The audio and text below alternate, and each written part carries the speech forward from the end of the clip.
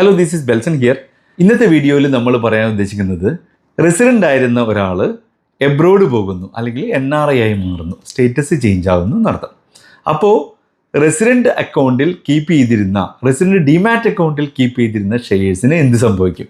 അതാണല്ലോ ക്വസ്റ്റ്യൻ. അതിന് മറുപടി ഇത്രയേ ഉള്ളൂ, ഷെയർസിനൊന്നും സംഭവിക്കില്ല. പകരം അക്കൗണ്ടിൻ്റെ സ്റ്റേറ്റസ് NRI സ്റ്റേറ്റസിലേക്ക് ചേഞ്ച് ചെയ്യണം. അല്ലേ? സാധാരണ ബാങ്ക് അക്കൗണ്ട് നിങ്ങൾ എന്താ ചെയ്യാറ്? Bank account resident account close ചെയ്തിട്ട് NRI അക്കൗണ്ട് ഓപ്പൺ ചെയ്യും അല്ലേ? NRE അല്ലെങ്കിൽ NRO അക്കൗണ്ട് ഓപ്പൺ ചെയ്യുമല്ലോ.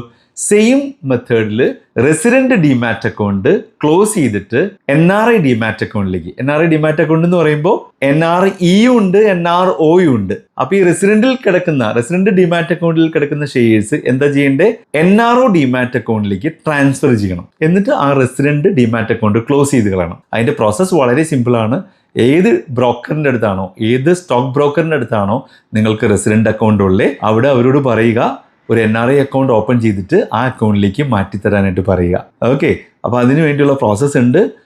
ഇനിയിപ്പോൾ വേറെ എവിടെയെങ്കിലും ആണ് നിങ്ങളുടെ അക്കൗണ്ട് എങ്കിൽ, ഡിമാറ്റ് അക്കൗണ്ട് നിങ്ങൾക്ക് അവിടെ തന്നെ തുടരാനായിട്ട് താല്പര്യമില്ല എങ്കിൽ വേറെ ഒരു ബ്രോക്കറിൻ്റെ അടുത്ത് NRI ഡിമാറ്റ് അക്കൗണ്ട്, അതായത് NREയും NROയും അല്ലെങ്കിൽ NRO മാത്രം, ഈ ഷെയർസ് മാത്രം മാറ്റാനുള്ള ഉദ്ദേശമുള്ളൂ എങ്കിൽ NRO ഡിമാറ്റ് അക്കൗണ്ട് ഓപ്പൺ ചെയ്താൽ മതി.